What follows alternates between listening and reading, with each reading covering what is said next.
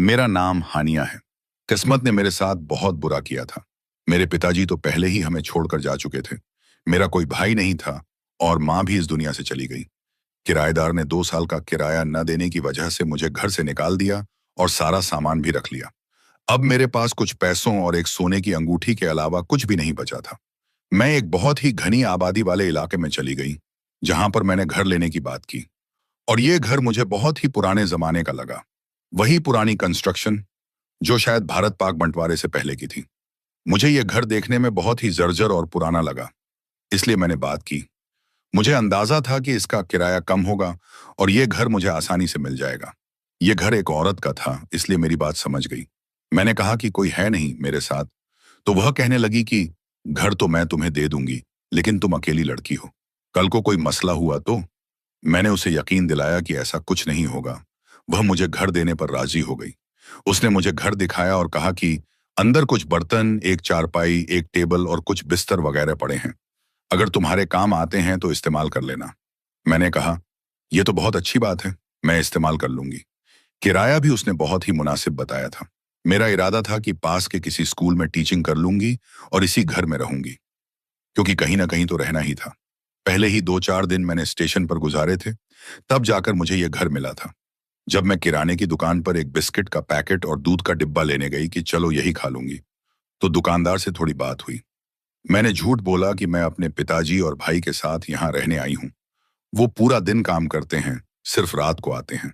उसने कहा, लेकिन इस घर में तो भूत प्रेतों का साया है, इसे तो कोई किराए पर नहीं लेता, आपने क्यों ले लिया? अब मुझे समझ आया कि उस औरत ने मुझे ये घर इतने सस्ते में क्यों दे दिया। लेकिन मैंने दिल में सोचा, सबसे बड़ा भूत प्रेत तो गरीबी ही होता है। हम ऐसी बातों पर यकीन नहीं करते, अल्लाह खैर करेगा। इतना कहकर मैं वापस आ गई। मैंने घर को साफ किया, जो सामान वहां पड़ा था उसे भी। वाकई वहां से मुझे एक चारपाई, एक बिस्तर, कुछ बर्तन, पानी भरने के लिए बर्तन, झाड़ू और छोटी मोटी चीजें मिली जो मेरे काम आ सकती थीं। मेरी एक दोस्त से भी बात हुई थी। वो कह रही थी कि कल आ जाना इंटरव्यू के लिए, फिर तुम्हें नौकरी पर रख लेंगे। मैं बहुत परेशान थी। रात का वक्त था, अल्लाह से दुआएं कर रही थी। किराने वाले की बात मेरे दिमाग से गुजर चुकी थी। बात की ज्यादा फिक्र नहीं थी, बस मुझे अपनी जिंदगी की फिक्र थी। अकेली कैसे रहूंगी? मैंने झूठ बोला था कि मेरा पापा और भाई मेरे साथ हैं। रात होती तो मैं अपने मोबाइल पर किसी मर्द की आवाज की रिकॉर्डिंग चलाकर दरवाजे के पास खड़ी हो जाती, ताकि अगर कोई बाहर से गुजर रहा हो तो उसे लगे कि यहाँ कोई मर्द भी है। किराने वाले की बात दिमाग में तो जरूर थी, लेकिन मैंने उस पर ज्यादा ध्यान नहीं दिया। मगर जब अंधेरा होता, रात होती, तो उसकी बात दिमाग में चढ़ जाती थी। मैं आसपास देखती, डरती, मगर सोचती कि डरूं या ना डरूं, मैं फिर भी अकेली ही रहूंगी।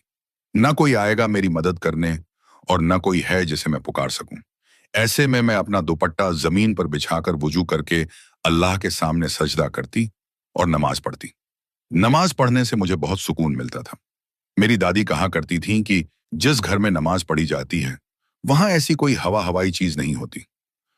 बस उसी ईमान के सहारे मैंने इस घर में दिन गुजारने का इरादा किया था। लेकिन ये एक प्राकृतिक बात है कि इंसान अपने कमरे में भी अगर अकेला हो, वो कमरा जिसमें वह बचपन से जवानी तक रहा हो, तो उसे उस कमरे से भी डर लगने लगता है। क्योंकि खामोशी, अकेलापन और अंधेरा ऐसी चीजें हैं जो इंसान को डराती हैं। और मेरी जिंदगी में इन चीजों के अलावा और था ही क्या। मगर बात यह थी कि मैं यहां से कहीं जा भी नहीं सकती थी। मैं इसी घर में रहने लगी और रोज ऐसी हरकतें करने लगी कि जैसे कोई मर्द मेरे साथ रहता हो। कभी दरवाजे के पास खड़े होकर मोबाइल से मर्द की आवाज चलाती, कभी खिड़की के पास खड़ी होकर ऐसे बात करती जैसे अंदर कोई मर्द मौजूद हो। बाजार से एक पुराना सा मर्दाना जूता खरीद कर घर के बाहर रख दिया, ताकि अगर कोई गुजरे तो सोचे कि यहाँ कोई मर्द रहता है। लेकिन यह जमाना बहुत बुरा है, इतना बुरा जितना सोचा भी नहीं जा सकता। सामने वाले घर में एक लड़का रहता था। उसके घर की छत से मेरे घर का आंगन और दरवाजा साफ नजर आता था। शायद इसीलिए वो मेरे बारे में सब जान चुका था कि मैं इस घर में अकेली रहती हूँ। वो मुझे देखने लगा, दूर से भी और पास से भी। पहले सिर्फ घूरता था, फिर अब रास्ते में रोकना शुरू किया और इशारे देने लगा। एक दिन जब उसने आवाज दी और मैंने उसके हाथ को झटक दिया, तो उसने मेरी आंखों में आंखें डालकर हंसते हुए कहा, इतना गुस्सा क्यों करती हो? अपने पापा और भाई को बुला लो जाकर।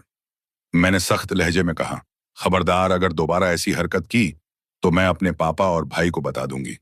उस पर वह जोर जोर से हंसने लगा और बोला, कौन से बाप और भाई? तुम तो अकेली हो, सबको पता है। मान जाओ मेरी बात, मेरी बन जाओ, मैं तुम्हें सुरक्षा दूंगा। उसकी यह बात सुनकर जैसे मेरे वजूद में आग लग गई, लेकिन साथ ही एक अनजाना सा डर भी मेरे दिल में बैठ गया।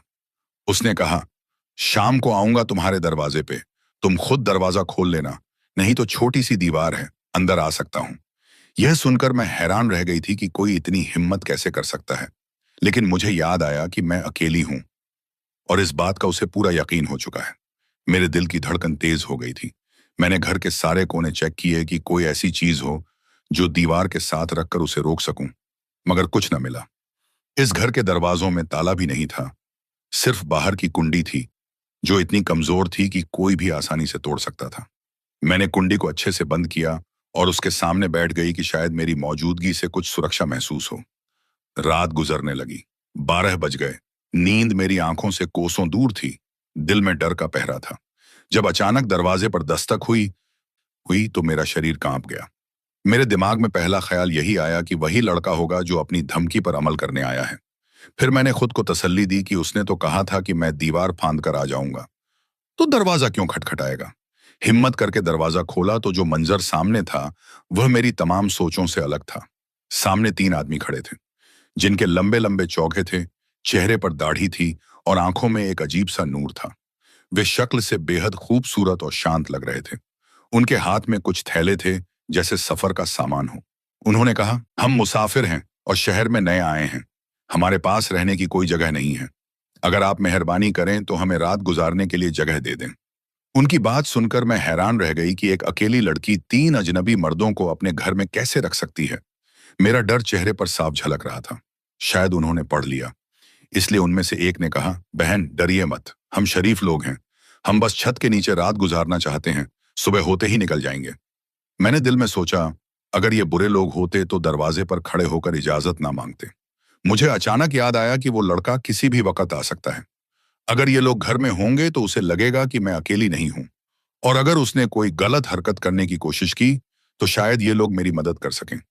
मुझे नहीं पता कि मेरा फैसला जज्बाती था या अक्ल से किया गया, लेकिन मैंने हाँ कर दी और कहा, आप अंदर आ सकते हैं, लेकिन मेरे पास कोई बिस्तर या खाने पीने का सामान नहीं है। उन्होंने कहा, हमें कुछ नहीं चाहिए, हम जमीन पर भी सो जाएंगे। मैंने उनको चारपाई की तरफ इशारा किया, आप यहां बैठ जाएं।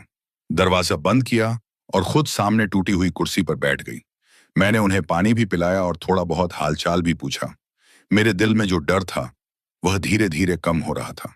मुझे पता नहीं क्यों उनसे डर नहीं लग रहा था, बल्कि ऐसा लग रहा था जैसे वो मेरे रक्षक हों, जैसे किसी आजमाइश में मेरे लिए फरिश्ते भेजे गए हों, जैसे कोई आसमानी मदद मेरे लिए आ पहुंची हो।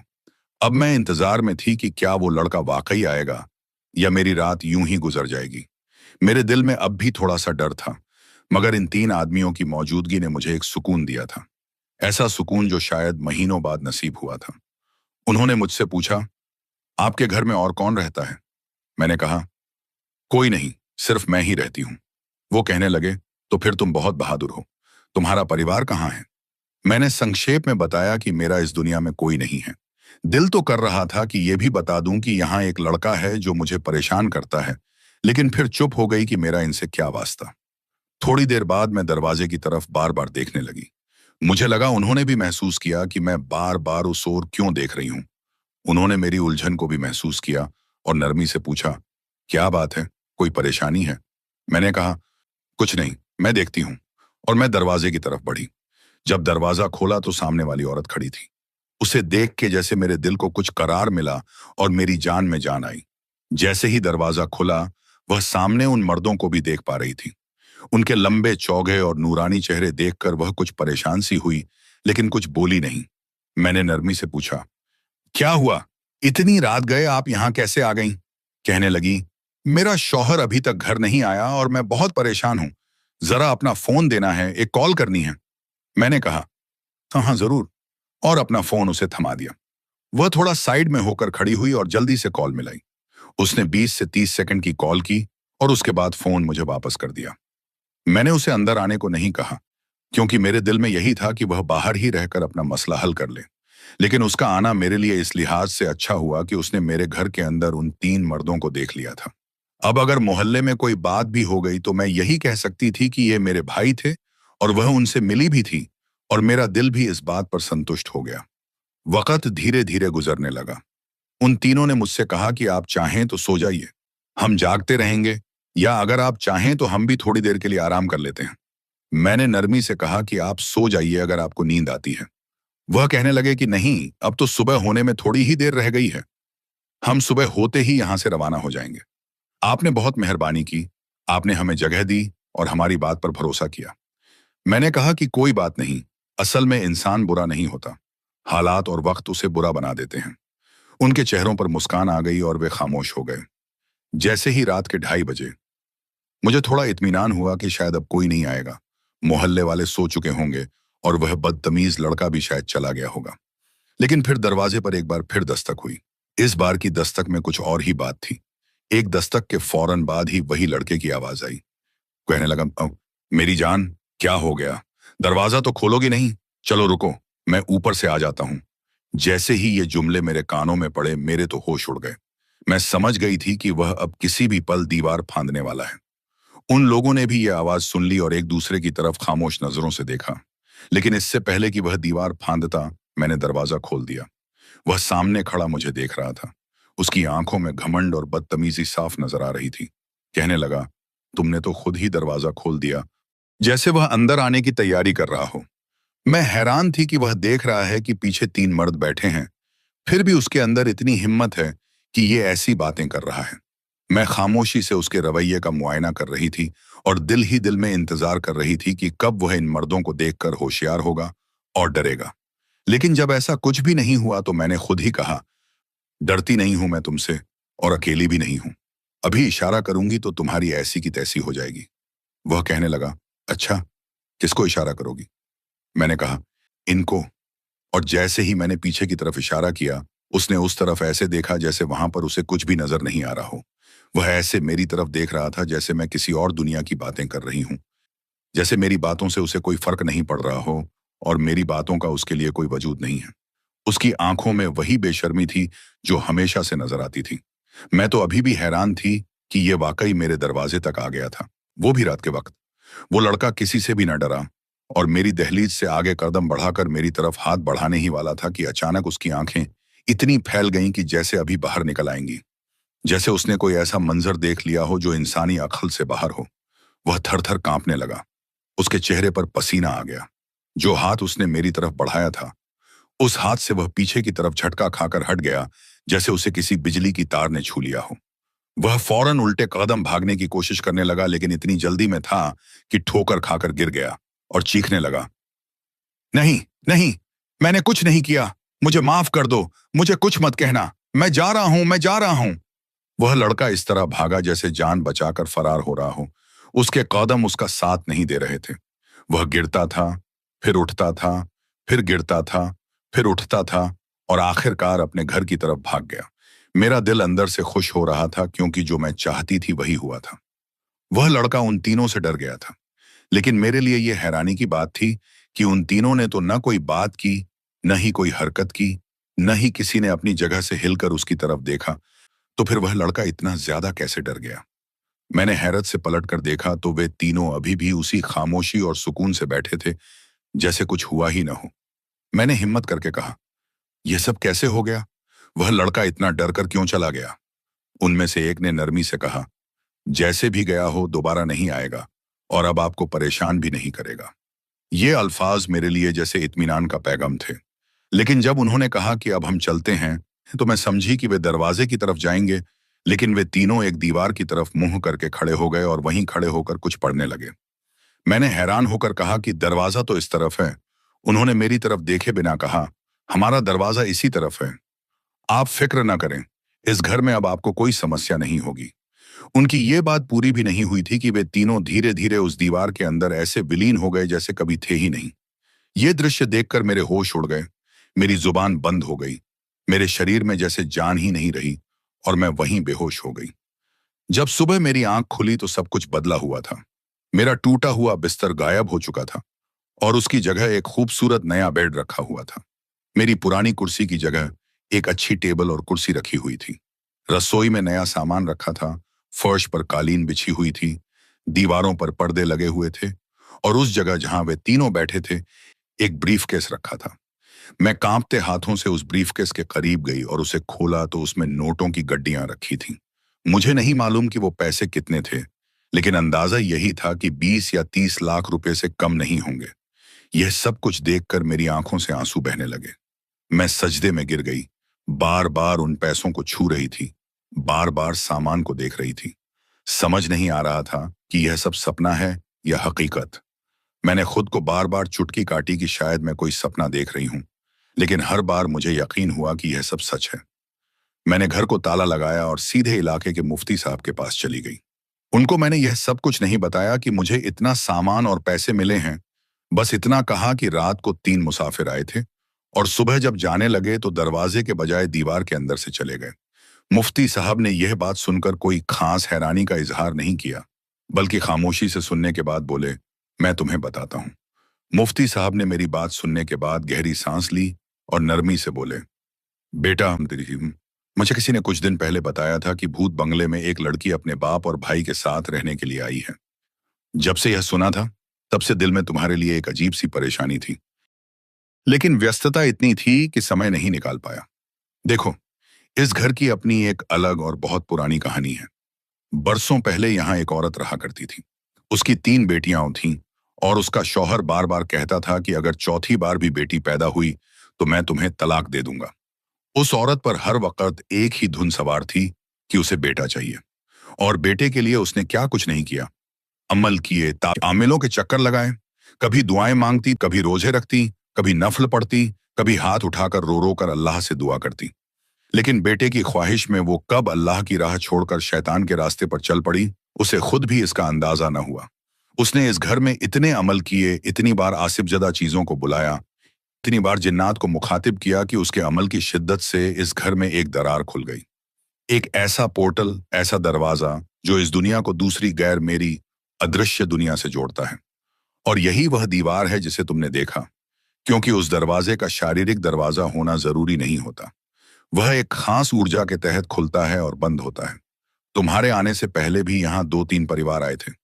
उनमें से एक औरत ने बताया था कि वह अपने 2 बच्चों के साथ कमरे में बैठी थी जब उसने अचानक देखा कि एक अरबी खानदान, एक औरत, एक मर्द और 2 बच्चे अचानक कमरे में प्रकट हुए और वे बिना कुछ कहे उस दीवार के अंदर दाखिल हो गए।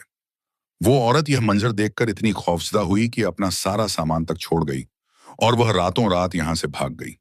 उसका सामान मकान मालकिन ने बाद में बेच दिया और यूं यह घर बदनाम होता चला गया। कुछ और लोग भी आए, लेकिन सब कुछ अरसे के बाद डरकर या खौफजदा होकर चले गए। तब से यह घर खाली पड़ा था और फिर मोहल्ले में मशहूर हो गया कि यहाँ भूत हैं, जिन्नात हैं, साया है, और इसी वजह से कोई भी इस तरफ आने को तैयार नहीं था।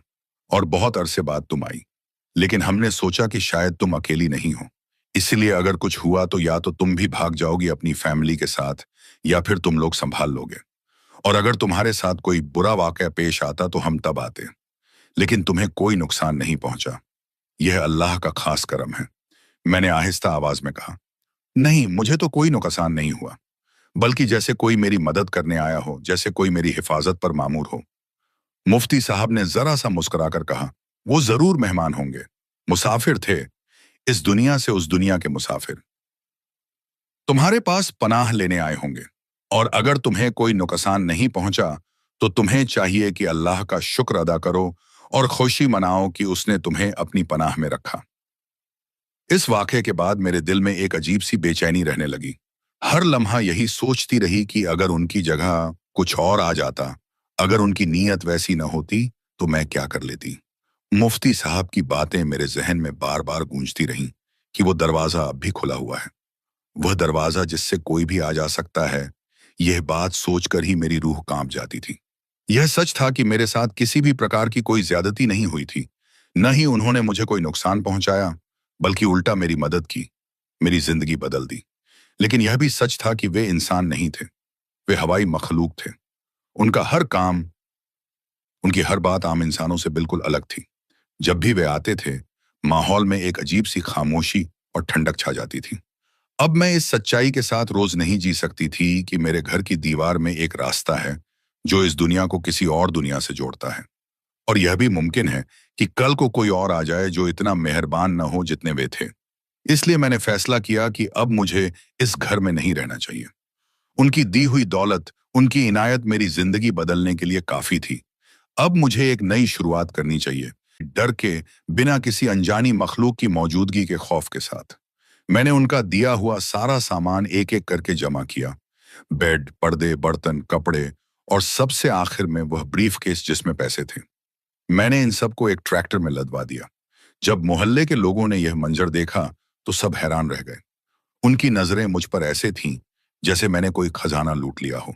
सब एक दूसरे से कानाफूसी में पूछने लगे, ये तो महीने पहले ही आई थी, इसके पास तो कुछ नहीं था, फिर यह सब कहां से आया? लेकिन मैंने किसी को कोई जवाब नहीं दिया, न ही किसी की बात का बुरा माना, न किसी को सफाई दी, न किसी से उलझी, क्योंकि मेरे पास अब न वक्त था न ही जरूरत। मैंने उस दरवाजे को आखिरी बार देखा जिसकी दूसरी तरफ मेरी जिंदगी की कहानी ने एक नया रुख लिया था। दिल ही दिल में उन तीनों का शुक्रिया अदा किया और वहां से रवाना हो गई। मैं एक नई जगह जा रही थी, एक नई मंजिल की तरफ, एक नई जिंदगी शुरू करने। मैं एक बहुत अच्छी कॉलोनी में गई जहां साफ सुथरी गलियां थीं और आस-पास का माहौल भी बहुत अच्छा था। वहां अपार्टमेंट सिस्टम था, यानी फ्लैट होते थे। मैं एक फ्लैट के बाहर खड़ी अपनी सोचों में गुम थी कि एक औरत आई जिसकी गोद में बच्चा था और दो बच्चे उसके साथ भी थे। वह मुझे देखकर मुस्कुराई और पूछा, बीबी आपको कमरा चाहिए क्या? मैंने हाँ में सिर हिला दिया तो उसने कहा, मेरे ऊपर वाले फ्लोर पर एक कमरा खाली है, आप अगर चाहें तो वहां रह सकती हैं। मैंने पूछा, क्या आपके शौहर काम पर होते हैं? तो उसने कहा, वे बिस्किट के मालिक हैं, अक्सर बाहर होते हैं। मुझे वह औरत भरोसेमंद लगी। उसकी आंखों में किसी भी तरह की चालाकी या लालच नजर नहीं आई। मैंने उसी वक्त हाँ कर दी और ऊपर वाले कमरे में शिफ्ट हो गई। उस फ्लैट में दो कमरों का एक सेट था जिसमें एक कमरा मुझे दिया गया था। बाकी हिस्सा वह खुद इस्तेमाल करती थी। लेकिन मुझे पूरी आजादी दी थी कि मैं अपनी मर्जी से किचन इस्तेमाल करूं और कुछ भी बना सकती हूं। अब मेरे पास सब कुछ था, पैसे भी, इज्जत भी और सबसे बढ़कर कवच एक महफूज छत। मैंने वो सारा सामान बड़ी तरतीब से रख लिया। मेरे कमरे में वही बेड लगाया, वही पर्दे लगाए और वही कुर्सी मेज रखी जो मुझे उस रात के बाद मिली थी। ये सब चीजें मुझे बार बार उस रात की याद दिलाती थीं। लेकिन इस बार वह डर नहीं था जो उस घर में था, बल्कि एक शुक्रगुजारी का एहसास था, जैसे मेरे साथ कोई बहुत खास वाकया हो चुका हो जिसने मेरी पूरी जिंदगी का रुख बदल दिया हो। इसके बाद मैंने करीबी स्कूल में दरख्वास्त दी, क्योंकि तालीम मेरा शौक था और मैं पहले भी पढ़ा चुकी थी। इसलिए मुझे फौरन वहां नौकरी मिल गई। अब मेरी जिंदगी मुकम्मल हो चुकी थी। मेरे पास इज्जत की रोटी थी, रहने के लिए महफूज छत थी और सबसे बढ़कर दिल का सुकून था। मैं जब भी रात को सोने से पहले उन तीनों को याद करती, दिल से उनके लिए दुआ निकलती। उनके दिए हुए माल से मैंने कभी फजूल खर्ची नहीं की, न किसी पर रौब डाला। हमेशा उनको अल्लाह का वसीला समझकर शुक्र अदा किया। और आज भी जब कभी किसी को परेशान देखती हूँ, लगता है कि उसकी मदद करूं, क्योंकि मैं जानती हूं कि जब कोई मुश्किल में होता है तो अल्लाह कहीं ना कहीं से उसकी मदद जरूर करता है, जैसे उसने मेरी की थी। उन 3 दिन के मुसाफिरों ने मेरी तकदीर बदल दी थी, मेरी सोच बदल दी थी, मेरी जिंदगी को एक नया रंग दे दिया था। और आज मैं एक नए शहर में एक नई पहचान के साथ खुश हूं, मुतमिन हूं और जिंदगी के हर लम्हे को सुकून से जी रही हूं।